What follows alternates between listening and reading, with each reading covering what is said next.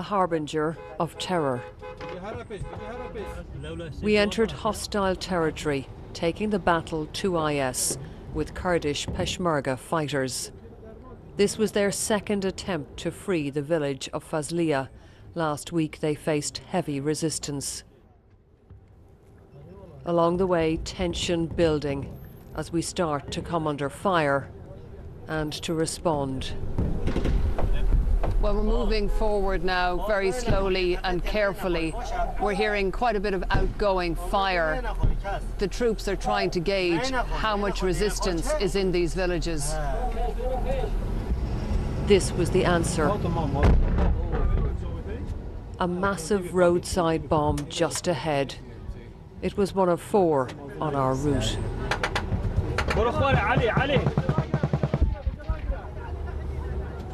Then the Peshmerga moved to confront a suspected suicide bomber. They have to check him for explosives with their bare hands. This time they were lucky, just a civilian. We arrive in what looks like a deserted village. Locals start to emerge, tentatively, to offer thanks. But soon, this. Warning shots from wary troops.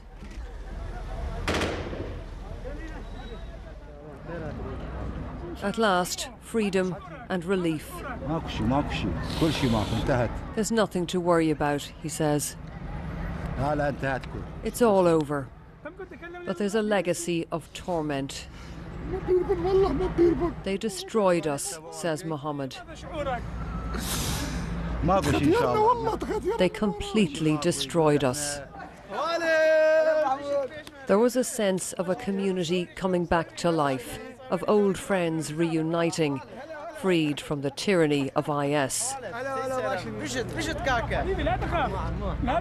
A moment of victory for the Peshmerga. And for some here, of rebirth. I can't find words to express how happy I am, says Khalid. It feels like I have been born again. Nearby, locals attacked an IS sign that had loomed over them, instructing women to cover themselves from head to toe. Amar was happy to be wearing her best and not wearing a hijab. As this woman thanks the Peshmerga, IS make their presence felt, not far away.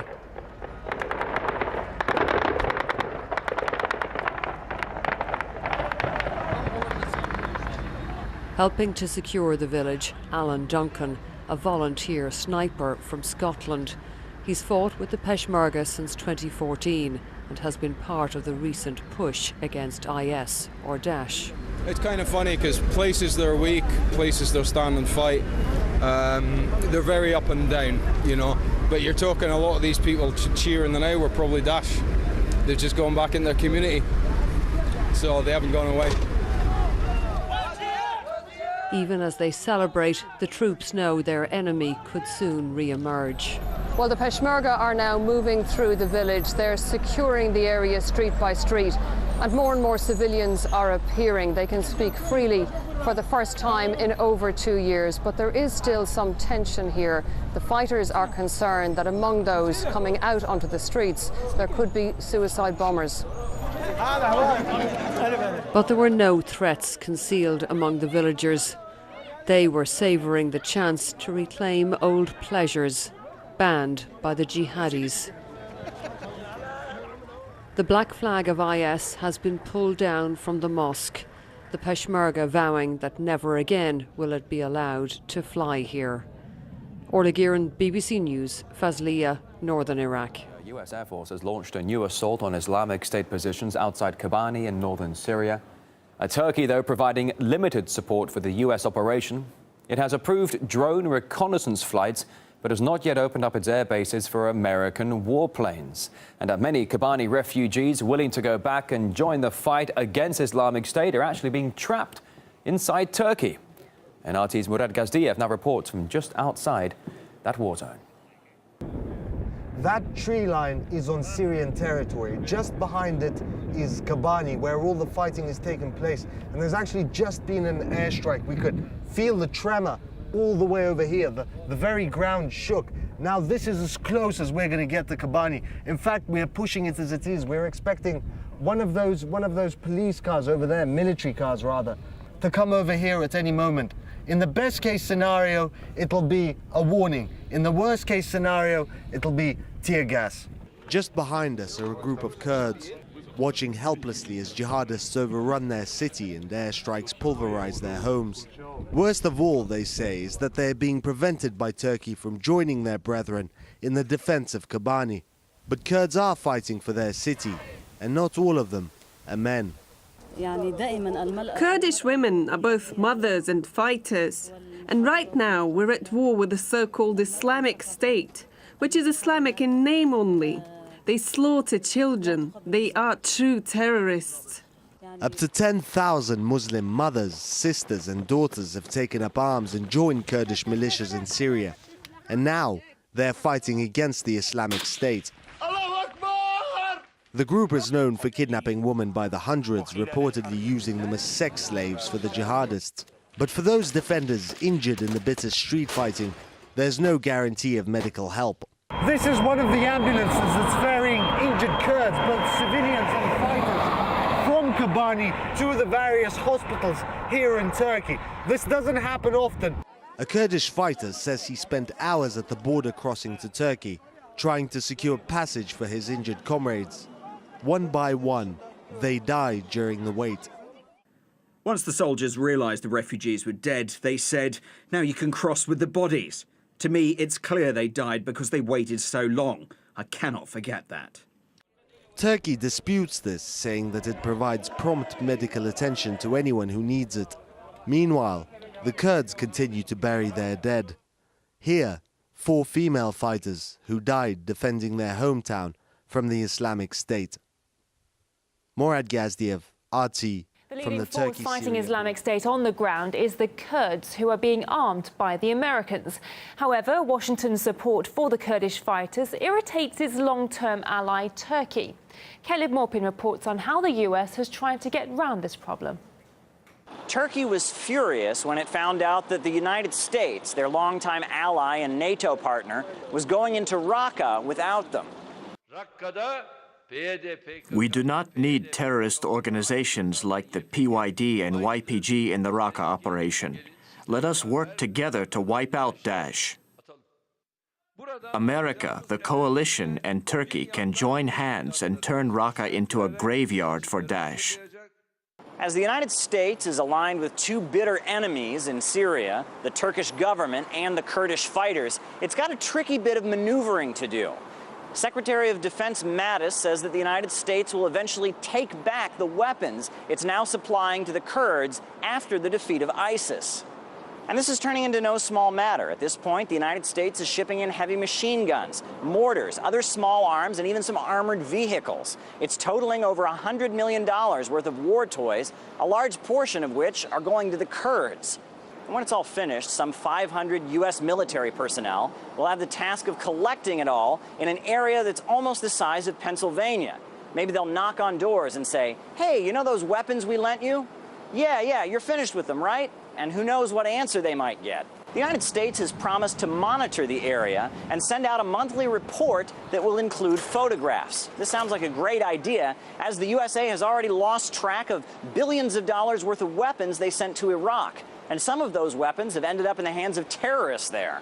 I think Mattis made that promise in his letter, which presumably was confidential, knowing very well that it probably would not be believed and very well would not be carried out. But he made it trying to placate the Turk. The U.S. is supplying the weapons for the U.S.'s own goals, which seems to be to break off a part of Syria to allow the U.S. to dominate a separate part of Syria. Basically, they want to take a bite out of Syria and in violation of Syrian sovereign integrity. When a country is torn apart by civil war, with different factions vying for power as civilians flee in chaos, the Pentagon has a brilliant idea: send in more weapons. just so long as they promise to give them back. Caleb Maupin, RT, New York. 15 of their troops were taken to hospital following an alleged chemical attack by Islamic State. The US is currently investigating the assault, which happened in northern Iraq earlier this week. Some media claim that, citing unnamed American officials, the agent used was actually mustard gas. However, the German troops involved in training Kurdish forces on the ground said that the attack involved chlorine gas shells. Now, they are toxic, but they're not banned, unlike mustard gas. The German Defense Ministry said that some 60 Kurdish fighters suffered from breathing problems after coming under attack earlier this week. And it's not the first time Islamic State has been suspected of using chemical weapons. Around a month ago, there were also reports that the group was making and firing chemical ammunition. Expert on extremism Brian Levin warns that the use of such weapons, well, that could be a game changer. This is a very disturbing evolution or de-evolution of this conflict. ISIS has really been a second priority for most of the actors in the region and the West, and it might be that it's going to become a first priority, particularly if the use of chemical weapons becomes more widespread.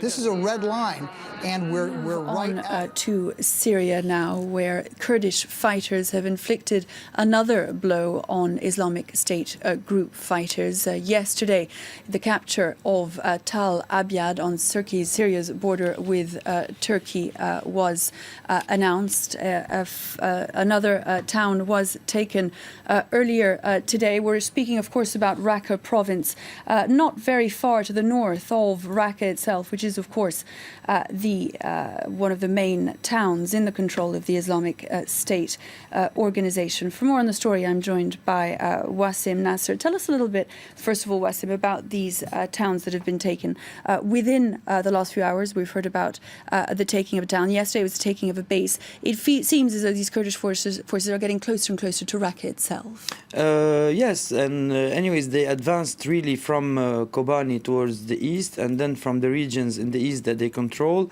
towards the west, and this is how they took the Tal Abyad border crossing, and then they moved south and they took this base of the Brigade 93, which was held by the jihadis, and today we knew that they took over all the town of Anisa, which is just very close to this base. But yesterday we heard that it was a faction of the Free Syrian Army who took the base on first hand, a faction that was helping the Kurds also, and then the Kurds announced that it was them who took this base. So it's not really clear who took the base or if they took it together. Till this point, we don't know yet. From the jihadi side, the jihadis are talking about a tactical retreat, as they say, and they counter-attacked yesterday night with suicide attacks, and that the fighting is still going on. So at this point, it's not really clear, but what's sure is that the Kurds are advancing in the heartland of the Islamic State and towards Raqqa, but still they are very far from the town itself. Now, that's as far as the geography of their advance is concerned. How do you explain that the Kurdish fighters have proved such an effective force against the Islamic State group ever since the end of that key battle for Kobani? They seem to have had the upper hand. On the first hand, we shouldn't forget that they are really helped by the coalition. Airstrikes are on massive daily basis. So airstrikes are making it easier for them to advance. And another point is that they have a real fight. They are fighting for a real cause, which is to create something like a Syrian Kurdistan, as there's an Iraqi Kurdistan. So are the really ideological fighters, and this is why they are having gains on the ground. They have popular support in these regions, which are mostly Kurdish, and they're efficient fighters because of this. Because they have a real cause to fight for, which isn't the case really for the Syrian rebels at this time that we speak. So these two ideological forces, which are the Islamic State fighting for an Islamic Caliphate and the Kurds fighting for another project, a national project in Syria and in Iraq, those are two forces that are changing the borders today, either in Syria and Iraq, because both of them has a project, contradictory projects. One is Islamist and which doesn't recognize ethnicities or racial origins, and another one is really national and really It's communist in Syria. It's a communist project. It's a real life project for them. It's a dream that they are fulfilling since they were oppressed since decades. It's a war going on, and the Kurds think that they are retaking territories that they were deprived from the Syrian regime decades ago. So they have a real ideological fight, and they are really helped by the coalition, and this is why they are gaining ground. In this exclusive footage obtained by Fox News, ISIS fighters are caught infiltrating with refugees trying to flee. They're engaged by Peshmerga soldiers and police. As you see, it's literally trench warfare. As Peshmerga and police approach a downed ISIS fighter in the trench, suddenly another one, lying in wait, blows himself up. It's an all too common ISIS tactic. Need water? Water? ISIS fights for every inch of ground and kills anyone they can as the Peshmerga try to defeat them and are defeating them. Have completely defeated every ISIS element here. You need food? We have. Yeah. People are running away from Mosul and running away from ISIS. And so when they come here, we try to give them any kind of help we can. That's food, medicine, water, anything, and pray. These Kurdish marksmen are honing their shooting skills with targets on the hill representing what they've been facing against ISIL. The Germans are improving the marksmanship of the Peshmerga and training them to stop homemade bombs. The Italians are helping them to secure wide areas, including those infested with explosive devices. By current plans, that range will be free. The British are providing infantry training, and American trainers are working on communications. Tucked away from the public, this training facility in northern Iraq is one of 4 stations manned by officers from 23 nations. Peshmerga successfully stopped advancing ISIL forces, but now the fighting units traditionally divided along tribal and party lines are being trained as a professional army. I won't say we don't have any expectations, but we are very realistic what is achievable in a limited amount of time. Maybe we have to stay for another 20 years, I don't know. But everything is very important that it's demand driven. So everything we do at KTCC is in close cooperation and collaboration with the Ministry of Peshmerga. The soldiers here don't have blank rounds, so they make sounds of gunfire. Commanders say their resources are stretched, and because Baghdad hasn't been paying salaries or funding training, the Peshmerga had to seek help from the coalition. The financial crunch has helped them to practice urban tactics in projects now abandoned by builders. What used to be a multi-million-dollar housing project is now training grounds for the Peshmerga and who are being trained by international troops. This mimics the battle that they fought in Mosul and now that is being fought in Tal Afar. International troops assisted Iraqi forces in Mosul, but Kurdish fighters have not been in combat outside the Kurdish regional government's boundary. Peshmerga forces haven't been allowed to participate in Tal Afar. We are happy to fight against terrorists everywhere, but we can't forget that we're committed to international coalition strategies. Whichever way the coalition directs us, we will be committed to it. After ISIL, the Peshmerga faces a more sensitive issue. The government plans to hold a referendum for an independent Kurdistan, which means they might have to confront their allies against ISIL. Commanders believe the referendum will make it clear what people want. The Peshmerga say they are ready to protect the people in contested areas who want to remain inside Kurdish territory. And they believe with their training and equipment, they will do it as a united force with a chain of command, just like a conventional army. Osama bin Javed, Al Jazeera, Ben Slava. Have swept through the streets of Erbil, the capital of the Kurdish-populated region of Iraq. The Kurds have voted in an independence referendum, despite opposition from both Baghdad and abroad.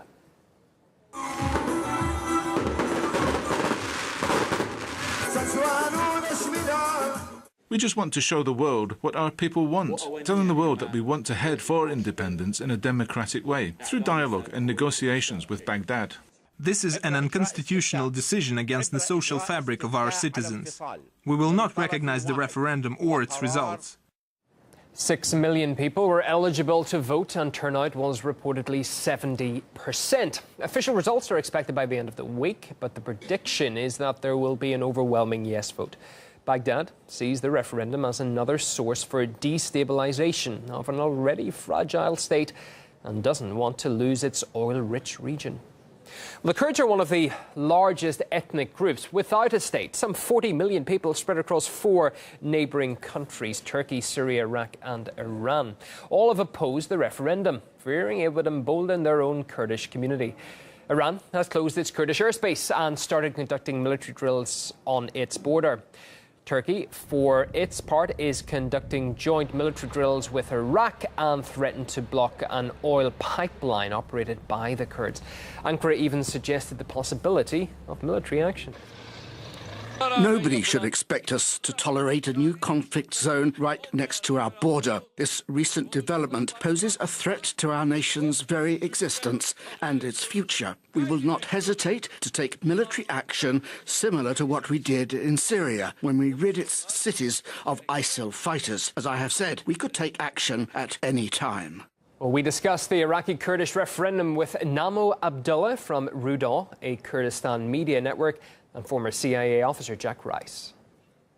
It is actually kind of surprising for us, Iraqi Kurds, the kind of harsh rhetoric we are hearing from President Erdogan, because as you know, that Turkey and the Kurdistan region have had excellent trade and economic relations over the past few years. It appears that he's in a fight against all the Kurdish people. And what is his reasoning, his rationale behind opposing this referendum, apart from the fact it is held by a group of people called the Kurds? Fear is that this is a ripple effect. We're talking about 6 million people who are Kurds in northern Iraq, but there's another 6 million or so in Iran. There's another couple million in Syria. There's 14.5 million in Turkey. There's some in Armenia. I mean, the fear is that if one gets independence, what about the others? What's the possibility of a larger, greater Kurdistan? If one starts to get truly autonomy and really a country of their own, does this mean they actually band together? Remember, the Turks have already said they will go to war. Over 90% of Iraqi Kurds voted for independence from the central government in Baghdad.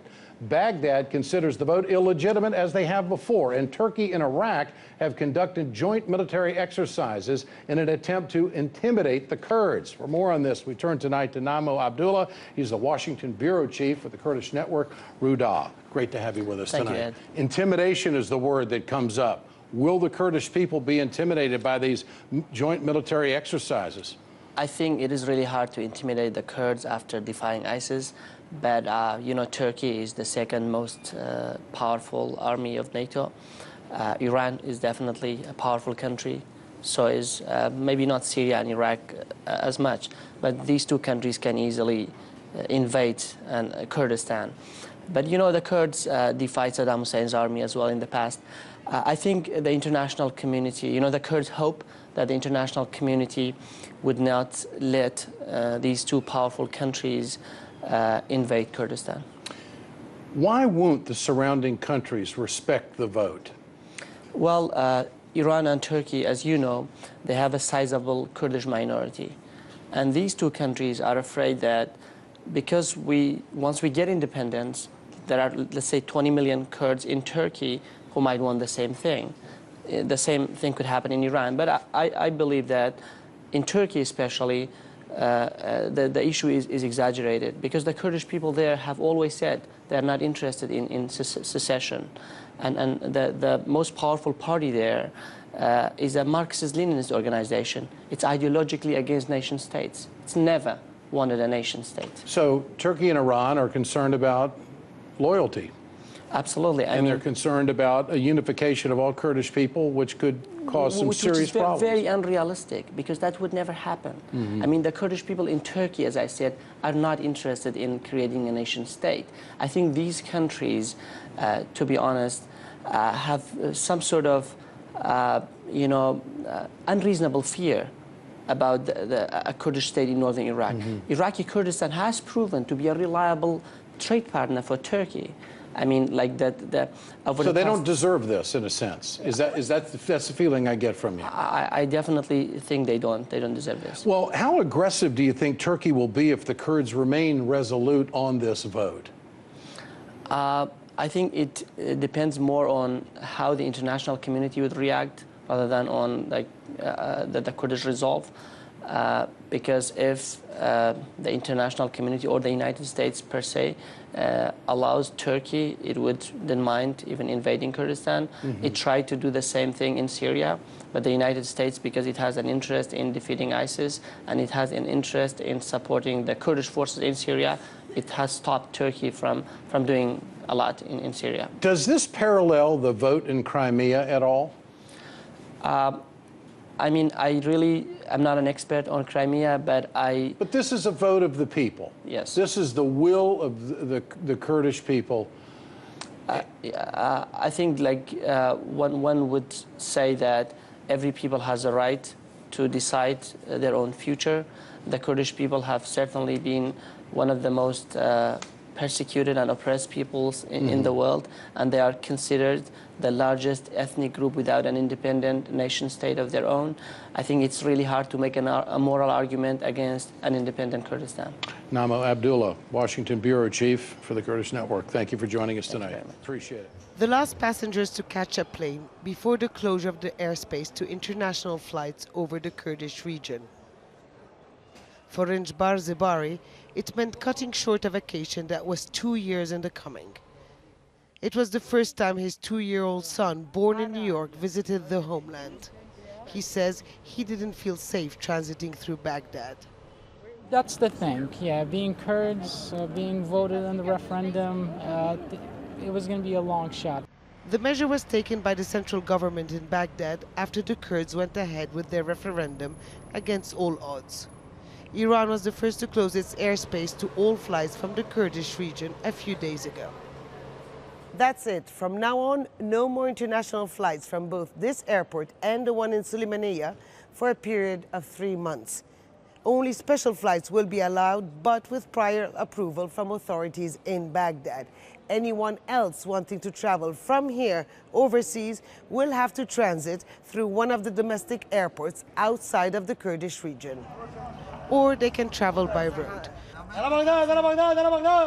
The Kurdish region is also linked to the rest of Iraq by land, but some drivers told us they have avoided going south because they felt unwelcome. Iraq's government says it's only extending its authority on the whole country to preserve its unity. And Kurdish authorities replied that they won't hand over any border controls to Baghdad. Hand over, what does it mean, hand over? I mean, exchanging people, whom by whom actually? Because we are still one country. It's not only Kurdish people. You have a lot of Arab people, traveling through this airport. You have humanitarian aid coming through this airport. And you have a big number of refugees that Kurdistan is hosting right now, that they are seeking safe haven through this airport. Prime Minister Haider al-Abadi said the closure of the airspace was not meant to starve, besiege or punish the Kurds. But people like Hogar Omar don't agree. He traveled from Sweden to take part in the referendum. This decision is wrong. Prime Minister Abadi had no right to do this. He can contest the referendum, but through legal ways. Now I don't know when I'll be back again. The future doesn't look good. The Kurdish region is landlocked. Turkey and Iran have threatened to also close their border crossings. And many Kurds are now bracing themselves for what their leader described as collective punishment. Abdul Hamid, Al Jazeera. The Kurdish Peshmerga took control of Kirkuk after the Iraqi army fled an ISIL offensive in 2014. But there's never been agreement between the Kurdish Regional Government, or KRG, and the federal government in Baghdad about who should be in control here and benefit most from the area's vast oil wealth. Kirkuk had an 80% turnout in the referendum on Kurdish secession. A day after the vote, the Iraqi parliament asked Prime Minister Haider al-Abadi to send troops into Kurdish-controlled, disputed areas like Kirkuk and take back control of the oil fields. The Kurdish governor of Kirkuk hopes al-Abadi doesn't heed to parliament's demand. Prime Minister Abadi has made it clear that force is not how he will approach this thing, and I agree with him, and we don't expect force to be used. But of course, there are people, maybe not under his control, who may try to do this. Parliament earlier this month voted to remove Mr. Karim, and he has refused to go. And anything that comes against me for my patriotic position, it's an honor for me. Many Kurds call Kirkuk their Jerusalem, but there are also Turkmens, Arabs and Christians here too. There are also hundreds of thousands of Arabs that have arrived here in recent years fleeing ISIL, and they feel very let down by the Baghdad government. There's also considerable opposition amongst the Arabs and the Turkmen about any idea with respect to Kirkuk being part of a future independent Kurdish state. The vast majority of Turkmen and Arabs who have lived in Kirkuk for generations boycotted the referendum. Disputed area and the borders of KRG is not clear, and especially Kirkuk will be a space of the struggle between Erbil and Baghdad, and maybe to be a war about Kirkuk. The way to solve this problem is not the independence and the referendum. The way is dialogue. The 2005 constitution stipulates that the federal government sends 17% of the federal budget to the KRG every year. It stopped sending the money in 2015. And Baghdad has since accused the KRG of not sharing the oil wealth. But any fighting here could jeopardize the battle against ISIL in Hawija, around 50 kilometers southwest of Kirkuk. Who controls Kirkuk was at the heart of the referendum on Kurdish independence. The Kurds say they will fight anyone who tries to take it from them. Charles Stratford, Al Jazeera. A new front line opened early Friday. Iraqi forces, together with Hashd al-Shabi or Shia militias, moved towards Peshmerga positions in Altun Kubri or Pirde in Kurdish. It's around 30 kilometers south of Erbil on the road to Kirkuk. Yes, they're attacking in Altun Kupri and they're attacking from Dubis also, and there's nothing we can do about it, honestly. I'm urging the coalition forces to come in and help us. It hit the Peshmerga. No doubt we have martyrs there. A steady stream of reinforcements were sent throughout the day. Blankets and mattresses packed in with the soldiers, ready to defend their positions. Many here feel betrayed by Iraqi government leaders in Baghdad, some fellow Kurds, and the international community. In reality, when we used to fight ISIL, everyone used to praise the Peshmerga. They are brave, they are fighting for the world. And now they have done this plan. They are attacking us. As I see right now, everyone is turning their backs on us. Mortar shells and machine guns were fired throughout the day. Everyone here is tense. We are just a few kilometers behind the front line, and there's a heavy presence of ambulances here waiting to take any of the injured Peshmerga back to Erbil. Prime Minister Haider al-Abadi has ordered Iraqi forces not to enter Erbil and to stick to what he called the 2003 lines. This is all about disputed territories, long-standing unresolved issues between Baghdad and Erbil about who controls what. The Peshmerga gained more territory since 2014 as it pushed ISIL out of many areas the Iraqi army used to control. And last month's referendum on secession seems to have been the final straw for the Iraqi government and neighbouring countries who oppose Kurdish independence. The irony, there were very similar scenes just a year ago as the Peshmerga, Iraqi government forces and Shia militias all moved in toward a common enemy, ISIL. But now their guns are turned on each other. Stephanie Decker, Al Jazeera, on the road to Kirkuk.